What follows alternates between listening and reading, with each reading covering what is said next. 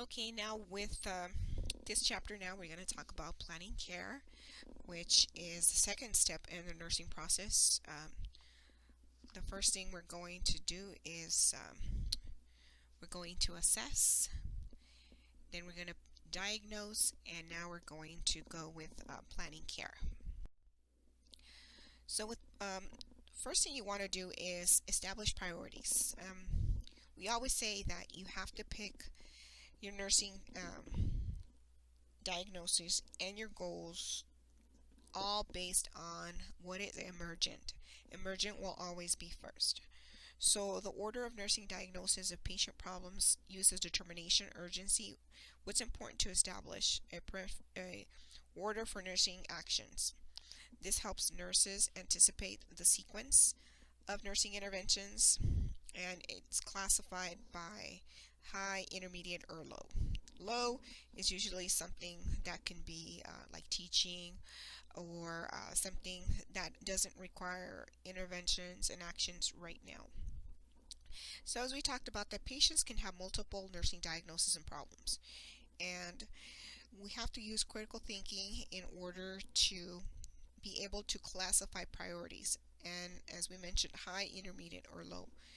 By ranking the patient's nursing diagnosis in order of importance, we are helping our patient with the most important needs, and we're able to organize activities throughout their day or interventions that are necessary for whatever issue we want our patient to resolve. Any nursing diagnosis, uh, if they're not untreated, they can result in harm to the patient because it's something that we have developed, and if it's an urgent one or high emergent, you have to do all the interventions you possibly can to keep your patient safe. These are usually any form of adequate oxygenation and circulation. I usually tell my students to think about airway, breathing, and circulation because you need the one for the other, and these are the ones that are your top 3 priorities. You may also consider each patient is going to be unique, and these priorities can be physiological, psychological, or can be basic as well. If you worked in a psychiatric unit, then of course if you have a patient that is there for a 5150, you know that their priority at that point is keeping them safe, keeping them from harm, from suicide perhaps. So a task for an intermediate priority diagnosis involves non-emergent, non-life-threatening needs of a patient. High would be emergent needs. The low priority may not be related to a specific illness or prognosis, but may call for interventions for future well-being. Like I said, a lot of these usually fall under things you like teaching perhaps, and these are also some where you can have these nursing diagnoses along with a plan where you and the patient can come into an agreement with the plan with this one because it's considered low. More on establishing priorities. The order of priorities changes as the patient's condition changes, so we're always updating this plan of care based on what's going on with our patient. Priority setting begins at a holistic level when you identify and prioritize a patient's main diagnosis or problems. Patient-centered care requires you to know what the patient prefers, values, and express needs. Ethical care is a part of priority setting as well. So each time as you're beginning this sequence at the hospital, or let's say you're admitting a patient, you as the admitting nurse will be developing this plan for the patient. You will initiate this plan of care. But as the patient stays in your unit longer, and let's say things change, or for example, let's say your patient came in as a scheduled surgery. Okay, they came in for a total knee replacement. After a few days in the hospital, the patient now has developed atelectasis. So initially we might have been worried about maybe post-op bleeding, mobility, but now our issues have changed because now we're dealing with an airway problem. So that would take precedence over their other problems, and the patient now is post-op so many days, so we're not worried about that problem anymore. Consulting with the patient to learn what the patient's concerns is also good, because we want to make sure that we're alleviating all their concerns. Always assign priorities on the basis of good nursing judgment. And if you happen to have some ethical issues, make sure priorities are made clear. And it is important to always have open communication with your patient's family and other healthcare providers. So once you identify the nursing diagnosis for your patient, you have to ask yourself, how am I going to address this problem? What do I plan to do? What do I want to achieve?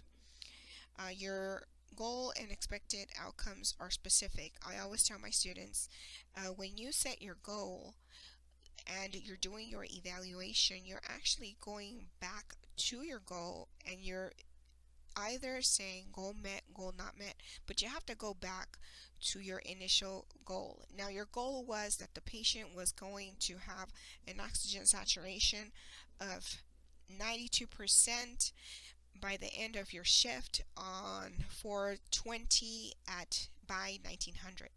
So if you did not meet that goal, you're going to go back to your evaluation and say, such as goal not met, patient's oxygen saturation remained at 88% by the end of my shift. You can even put a side note as we'll look at other options, because we did talk about if everything we're doing is not working for our patient, then we need to look at other options. Maybe we missed something, reevaluate, reassess. Everything has to be measurable. As this example I just gave you had a measuring value, and it was realistic. And that's another thing you have to keep in mind, that your goal has to be realistic.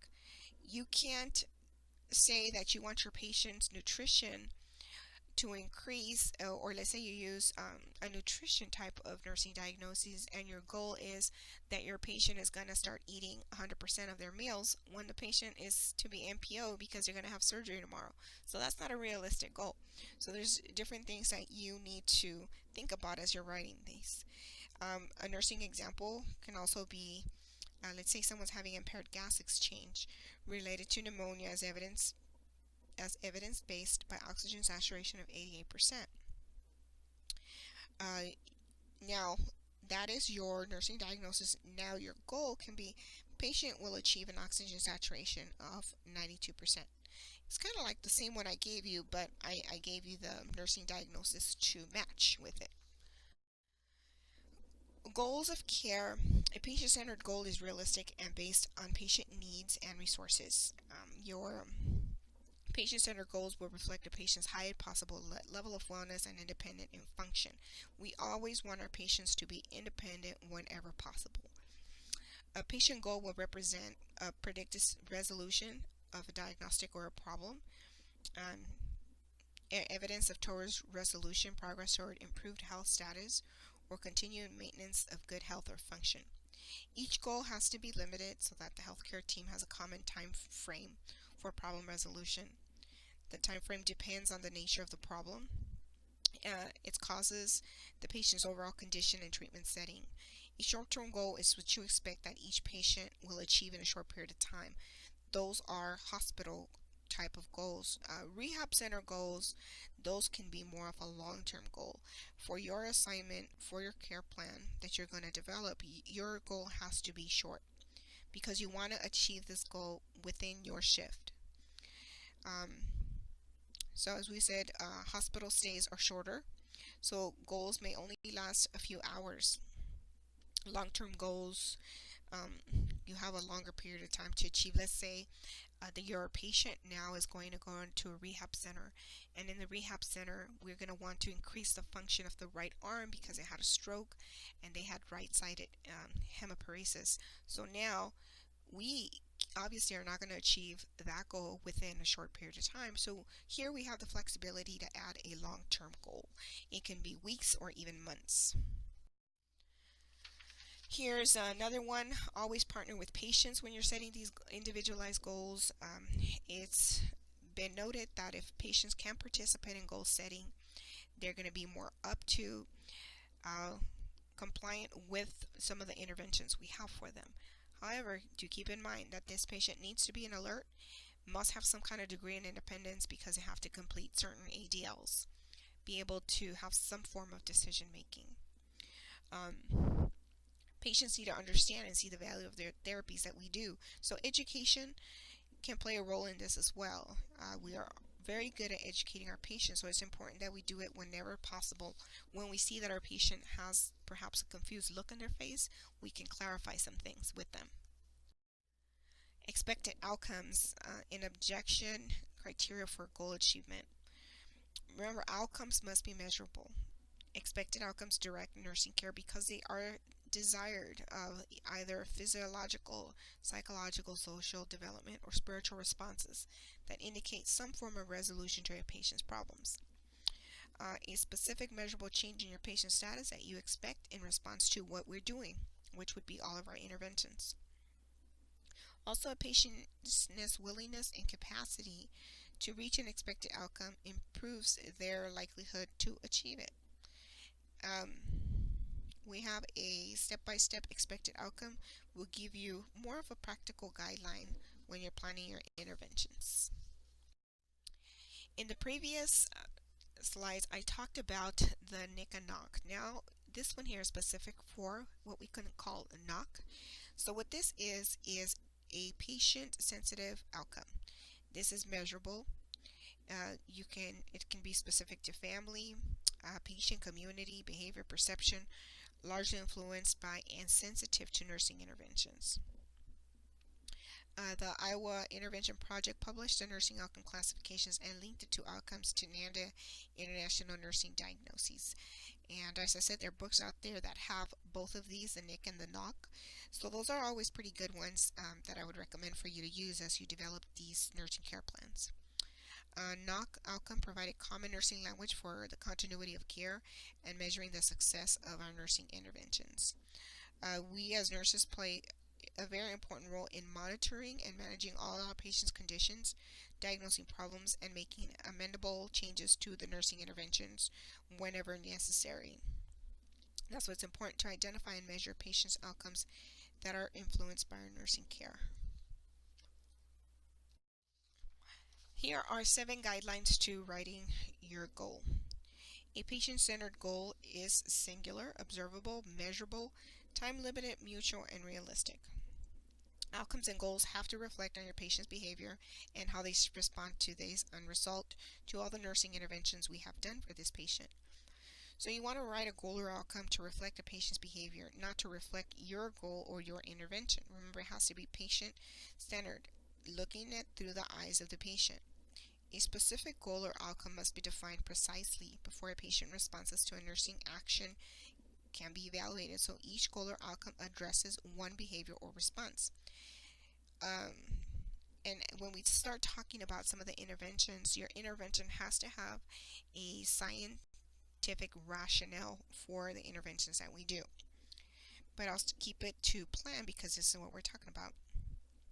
Observable changes will occur, and you have to make sure that you're finding or you're observing some of the patient's knowledge, perceptions, and behavior. As you write more of these, you will learn to write better goals and more outcomes that will be very specific to your patient. The problem that I run into is students usually do not write goals that can be specific to their patient, or they're unreliable, or another thing is that they're unrealistic.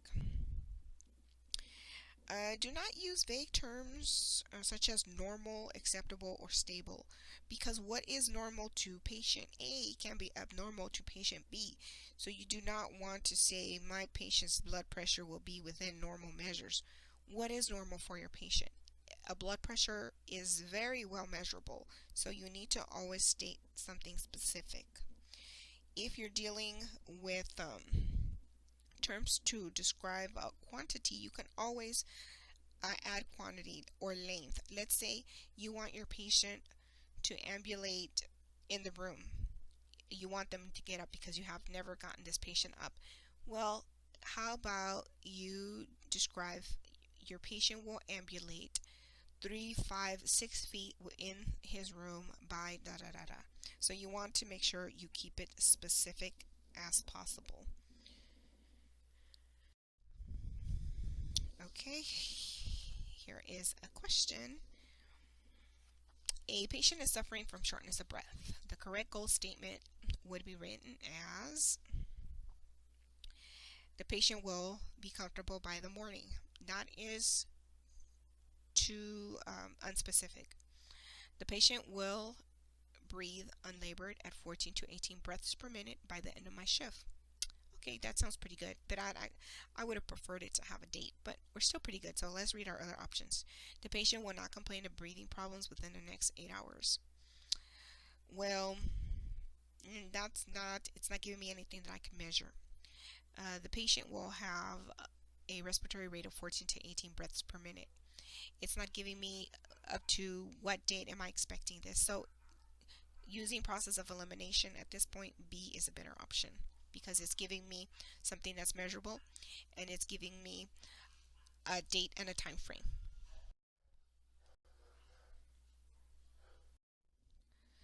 Okay, types of interventions. Here you have nurse-initiated, physician-initiated, and collaborative.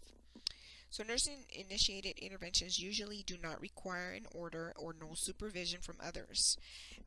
These are, for example, let's say repositioning a patient Q2 hours because you have Ananda with impaired skin integrity and your goal was that this patient's not going to develop any additional pressure sores or they will keep their skin clean and intact, whatever the case may be. And one of your interventions is reposition Q2. That's completely okay. But as mentioned before, every nurse-initiated intervention has to be based on some kind of scientific rationale. So at that point, you would go into explaining to me why repositioning this patient every 2 hours will prevent them from getting skin breakdown. So according to our Nursing Practice Acts, in most states, nursing interventions pertain to activities of ADLs, health education, promotion, and counseling. When we talk about NIC, the NIC taxonomy provides standardization to help nurses select suitable interventions for patient problems. Now, physician-initiated interventions require specific nursing responsibilities, although we need an order for this, and that would be, let's say we're treating a patient with pneumonia. So we need that antibiotic from the physicians in order for us to be able to initiate it. So that would be your physician. We need an order for that. Now, let's say your patient is fresh from surgery and they have a dressing. At that point, you could not evaluate that dressing under. You couldn't put anything that you would be evaluating inside the wound, looking at the incision, because you know, and most students should know by now, that if a doctor after surgery has placed a dressing on there, usually after 24 hours, they're usually the ones to remove that dressing the first time. Then once they assess the incision, then they'll write orders for nursing to do dressing changes on that. When you need to clarify an order, it's completely okay because when you're preparing for physician-initiated interventions and something just doesn't sound right, it is completely okay for you to clarify it and make sure that it makes sense for your patient before you implement a therapy. Know why you're doing that therapy. Also, know that there's the ability for you to recognize incorrect therapies. That's why we're there. We are that patient's advocate. So anytime there are certain things that are written and they don't make sense for our patient, we are legally binded to this patient. So we must make sure that we correct any errors that can result into complications for our patient. It is your legal responsibility. When you select interventions, there's some 6 factors you want to consider. Characteristics of nursing diagnoses, goals and your expected outcomes, evidence-based for your interventions. As mentioned before, you need to have science behind it. Feasibility of the interventions. Is it realistic? I've had students in the past put that we're going to do ABGs every 6 hours. That's not a feasible intervention because number one, Unless your patient is crashing and you actually are doing ABGs every 6 hours routinely, ABGs are done once a day. And unless they're done, let's say you're taking care of a patient on a ventilator, they're going to be done usually once a day, and it depends if things have changed. Another option will be, let's say you have a patient that all of a sudden has developed issues with breathing. The doctor very likely may, let's say your patient's confused, you want to check CO2 levels, your doctor will order an ABG for this patient, but it's not going to be every 6 hours. So things like that. Acceptability to the patient, and also competency of the nurse. You have to make sure that you understand your interventions, because you need to provide a scientific reason why you're doing it.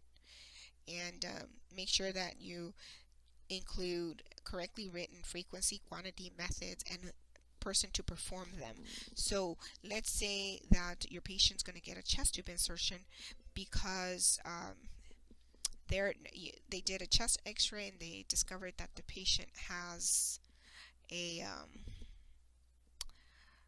pneumothorax. So now there's an order to do a chest tube. You're not going to do that, so you can collaborate with MD in preparation to insert chest tube, because you're not going to be doing it, but you are going to need the doctor, and you are going to assist the doctor in doing it. Okay, hope that makes sense. NIC intervention classifications. Now we're dealing with NIC. This is an Iowa intervention project developed, as I said, like we said, for nursing, so we can have some standardization in our communication. The NIC model includes 3 levels: domains, classes, and interventions for ease of use. The domains are the highest level, level 1, and if you look at the model, there will be a model in your textbook to refer back to. These have the domains have broad terms and are used to organize more specific classes and interventions. The second level of the model includes about 30 classes, which offer useful clinical categories, and then you have the third level of the model, which includes 542 interventions, and these are defined as any treatment based on clinical judgment knowledge that the nurse performs to enhance patient outcomes. Each intervention includes a variety of nursing activities which you can choose from, and of course they're all going to be based on what's going on with your patient. Systems for planning nursing care. A nursing care plan equals nursing diagnosis goals, expected outcomes, nursing interventions, and a section for evaluation. So any nurse is able to quickly identify a patient's clinical needs and situation. When you develop a care plan, it should be able to be followed by the next incoming nurse. So let's say you did not achieve your goal, but the nurse that's coming in after you perhaps can. So you need to write it in a way where it can be followed by anyone. We are in the healthcare settings, we registered nurses are responsible for providing written nursing care plans for all of our patients. So it's not only while you're in nursing school, it is something that we will forever do for our patients. However, they're not going to be as difficult as what you're going through now in nursing school. Some of them are computerized, which makes it really nice. You kind of just enter your patient's problems and boom, boom, boom. You have all the different interventions and things you have to do for your patient. Some others have cardexes that they use. And as I mentioned, with electronic health records, that makes it very easy. The nursing care plan will enhance the continuity of nursing care. And the care plan, if your patient is in like a rehab type of center, or maybe even a long-term need, where we're not dealing anymore with any type of emergent situations where now our patient is stable, but perhaps we're waiting for placement, we can add long-term goals at that point, because it's going to be something that, just because the patient is still with us in the hospital doesn't mean all of a sudden we're going to stop doing things to make this person independent. We're still going to do the range of motion. We're still going to collaborate with physical therapy. We're still going to do all these things. So at that point, you can write a long-term goal that will continue to be there until that goal is achieved, or go with the patient when the patient gets transferred out. A change of shift has always been considered a critical time for nurses to communicate important situations that either went on through their shift, which is also a good time for you to go over your nursing care plan. So as it mentions, it's a critical time when nurses collaborate and share important information. This will continue to ensure that we have continuity of care for our patients and prevent errors, and can also delay any nursing interventions that can help our patient achieve their goal. Communicate information from the outgoing to the incoming. It is now called nurse handoff or give report. Different facilities have different names for it. Focus report on the nursing care treatments and expected outcomes documented in care plans. Avoid placing personal opinions about the patient that are not relevant and could unnecessarily influence the incoming nurse's perception um, on the patient before she or he even assesses their individual patient. Student care plans. While you're in the program, you will have a nursing care plan. These are useful for you to learn how to problem solve, how to develop the nursing process, how to develop skills in written communication, how to be organized, and how to be able to prioritize. The plan also helps you apply the theory you've learned. I usually recommend to my students to pick patients that can incorporate what they've learned in theory or enhance the knowledge in theory. You will learn so much about a disease process if you physically take care of a patient with that specific disease process. You're going to learn treatment plans, you're going to learn interventions, you're going to learn so much that you will be amazed. So it's always highly encouraged to pick a patient that you has a disease process you're discussing in theory. Every school has their own templates on how they want students to write care plans, so you kind of just have to go with um, whatever template has been set out for you to use that. Clinical pathways is a patient care plan that provides the multiple. It involves all of the team.